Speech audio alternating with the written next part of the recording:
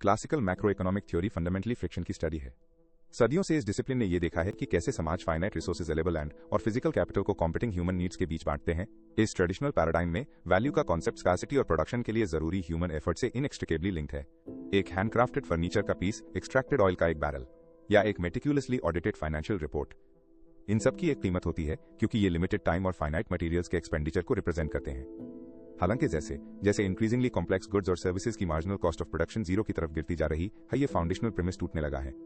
हम कॉग्निटिव और digital labour के लिए एक पोस्ट स्कार्सिटी फ्रेमवर्क में एंटर कर रहे हैं जो इस बात की रेडिकल रीवैल्यूएशन की मांग करता है कि आखिर नेशनल और इंडिविजुअल प्रॉस्पेरिटी का असली मतलब क्या है। जब कोड का एक सिंगल पीस या एक ट्रेंड न्यूरल नेटवर्क को इन्फिनिटली डुप्लीकेट किया जा सकता है और बिना क्वालिटी में किसी डिग्रेडेशन के बिलियंस ऑफ यूजर्स को साइमल्टेनियसली सर्व करने के लिए डिप्लॉय किया जा सकता है, तो इकोनॉमिक हेल्थ के ट्रेडिशनल मेट्रिक्स अपनी डिस्क्रिप्टिव पावर खो देते हैं।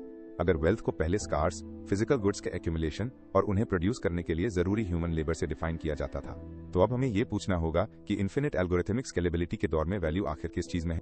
वैल्यू का अपडेटेड पैराडॉक्स फाउंडेशन मॉडल्स और सिंथेटिक डायमंड्स। इस बदलाव को समझने के लिए हमें क्लासिकल इकोनॉमिक्स के सबसे प्रसिद्ध कॉन्सेप्ट्स में से एक को फिर से देखना होगा, जो है पैराडॉक्स ऑफ वैल्यूज। इसे अक्सर पानी और हीरे की दुविधा के जरिए समझाया जाता है। 18वीं शताब्दी में यह देखा गया था कि पानी जो इंसानी अस्तित्व के लिए जरूरी है, उसकी एक्सचेंज वैल्यू बहुत कम थी।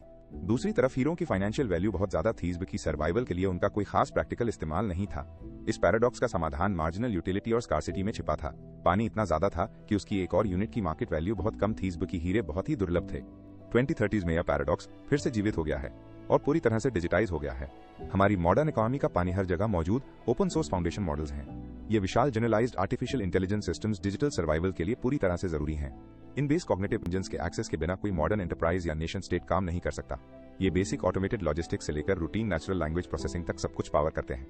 फिर भी ठीक इसीलिए क्योंकि ये बड़े पैमाने पर डिस्ट्रीब्यूटेड हैं, अक्सर ग्लोबल कंसोर्टियम्स द्वारा ओपन सोर्स किए जाते हैं और इन्हें अनंत बार कॉपी किया जा सकता है। इनकी डायरेक्ट एक्सचेंज वैल्यू लगभग जीरो है। ये एक ऐसी यूटिलिटी है जो म्युनिसिपल टैप से आने वाले पानी की तरह ही प्रचुर और जरूरी है। इसके विपरीत ने diamonds hyper curated proprietary synthetic data sets हैं। जैसे जैसे फाउंडेशन मॉडल्स ने पूरी पब्लिक इंटरनेट को कंज्यूम कर लिया, हैरो टेक्स्ट और इमेजेस जिन्होंने कभी डिजिटल ग्रोथ को फ्यूल किया था, वे अब खत्म और कमोडिफाइड हो चुके हैं। जो चीज अब बहुत कम बची है वो है हाईली स्पेशलाइज्ड, मैथमेटिकली वेरीफाइड और डोमेन स्पेसिफिक डेटा, जो अक्सर रिगर्स और कंप्यूटेशनली एक्सपेंसिव एडवर्सरियल सिमुलेशंस के जरिए सिंथेटिकली जनरेट किया जाता है। एक कॉर्पोरेशन जिसके पास सिमुलेटेड मॉलिक्यूलर इंटरैक्शंस का फ्लॉलेसली क्यूरेटेड डेटा सेट हो या माइक्रोस्कोपिक मार्केट फ्लक्चुएशंस का हाइपर एक्यूरेट बिहेवियरल मॉडल हो, उसके पास इनकैलकुलेबल वर्थ का एसेट होता है। ये डेटा मोड्स आज के मॉडर्न डायमंड्स हैं, जिन्हें माइन करना बहुत मुश्किल है, जिन्हें रिफाइन करने के लिए कंप्यूटेशनल प्रोसेसिंग के रूप में बहुत ज्यादा प्रेशर की जरूरत होती है और जो इन्हें ओन करने वाली एंटिटीज द्वारा बहुत सख्ती से गार्ड किए जाते हैं। हो सकता है कि बेसिक डिजिटल सर्वाइवल के लिए इनकी जरूरत न हो, लेकिन ये आउटसाइज्ड कॉम्पिटिटिव एडवांटेज और प्रीमियम मार्केट वैल्यू का इकलौता सोर्स है। डिफ्लेशनरी ग्रोथ का इल्यूजन और जीडीपी का फेलियर। यूटिलिटी और एक्सचेंज वैल्यू के बीच का ये अंतर नेशनल प्रोग्रेस के मेजर के रूप में ग्रॉस डोमेस्टिक प्रोडक्ट यानी जीडीपी की स्पष्ट कमियों को उजागर करता है।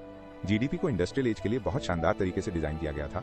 ये किसी देश की सीमाओं के भीतर प्रोड्यूस किए गए सभी फिनिश्ड गुड्स और सर्विसेज की टोटल मॉनेटरी वैल्यू को मापता है। ये असल में ट्रांजैक्शंस और प्रोडक्शन कॉस्ट्स का एक लेजर है।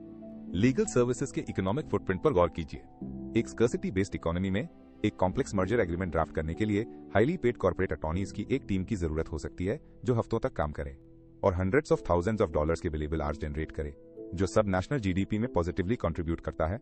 एक पोस्ट स्कर्सिटी फ्रेमवर्क में का स्पेशलाइज्ड एल्गोरिथमिक एजेंट उसी एग्रीमेंट को कुछ सेंट्स की कंप्यूटेशनल कॉस्ट पर मिली सेकंड्स में ड्राफ्ट ऑडिट और वेरीफाई कर सकता है। ट्रेडिशनल मेट्रिक्स की नजर से देखें तो यह टेक्नोलॉजिकल ट्रायम्फ एक इकोनॉमिक कैटास्ट्रॉफी जैसा लगता है।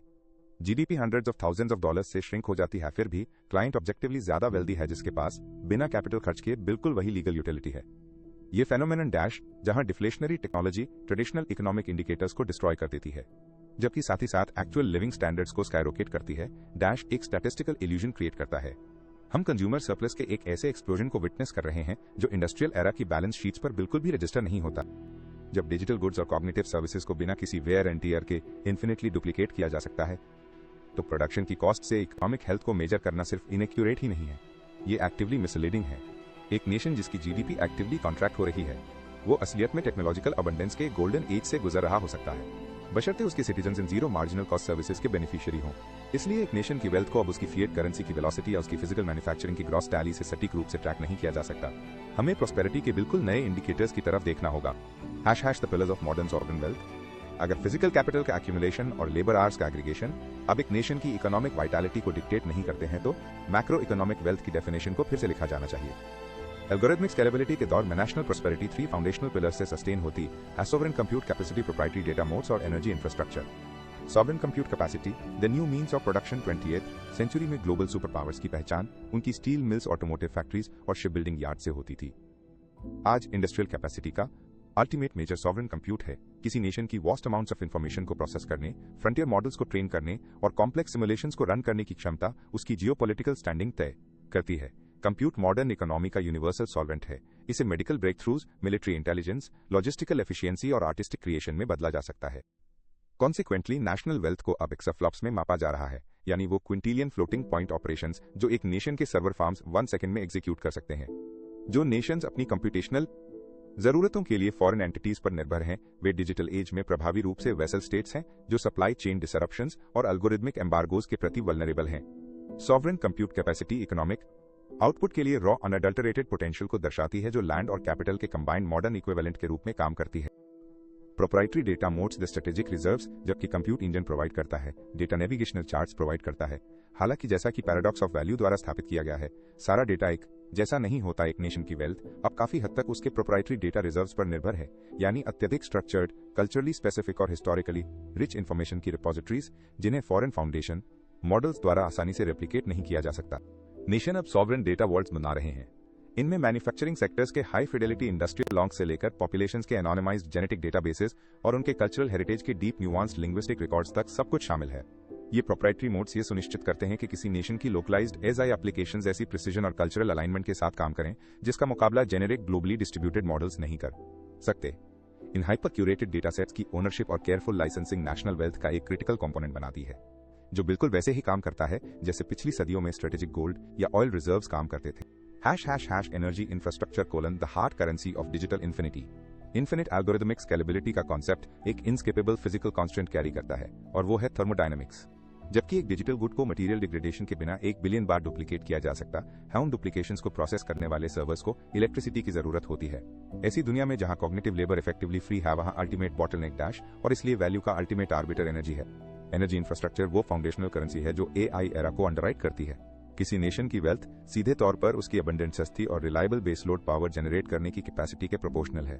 Next generation nuclear fission, advance geothermal systems और हाईली एफिशिएंट रिन्यूएबल ग्रिड्स की तरफ ट्रांजिशन सिर्फ एक एनवायरमेंटल इंपेरेटिव नहीं है, ये एक मैक्रो इकोनॉमिक नेसेसिटी है।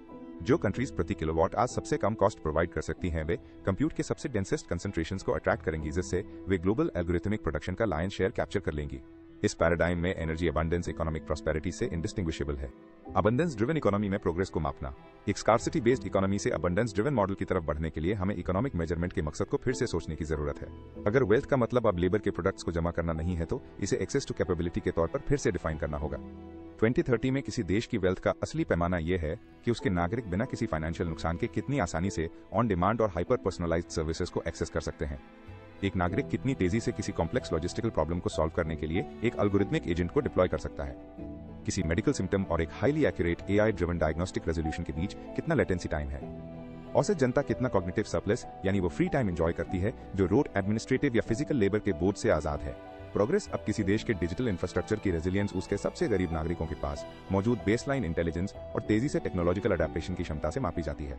हम ऐसे इंडिसेस की तरफ बढ़ रहे हैं जो केवल ट्रांजैक्शनल वॉल्यूम के बजाय नेटवर्क कैपेबिलिटी और ग्रॉस डोमेस्टिक कंप्यूट को ट्रैक करते हैं। इस दौर में एक सही मायने में वेल्दी देश वही है जहां ह्यूमन इंटेंट और फिजिकल एग्जीक्यूशन के बीच की फ्रिक्शन को ऑटोमेटेड सिस्टम्स ने पूरी तरह से कम कर दिया है। मैक्रो इकोनॉमिक प्रॉस्पेरिटी की ये रीडेफिनेशन, जो फोकस को स्कार्स गुड्स के एक्यूमुलेशन से हटाकर कंप्यूटेशनल कैपेसिटी, डेटा सॉवरेंटी और एनर्जी अबंडेंस के एक्सपेंशन पर शिफ्ट करती है, मॉडर्न ग्लोबल इकोनॉमी को समझने के लिए एक थ्योरेटिकल बेडरॉक का काम करती है।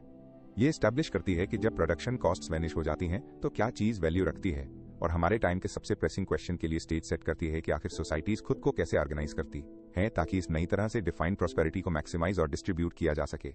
इसका जवाब देने के लिए हमें एलोकेशन के मैकेनिज्म्स को एग्जामिन करना होगा और ये देखना होगा कि क्या होता है जब फ्री मार्केट की ट्रेडिशनल डिसेंट्रलाइज्ड फोर्सेस सेंट्रलाइज्ड और हाइपर एफिशिएंट कंप्यूटेशनल प्लानिंग के साथ टकराती हैं। ये conflict invisible hand versus algorithmic optimiser के बीच होने वाले इंपेंडिंग स्ट्रगल में एकदम परफेक्टली झलकता है।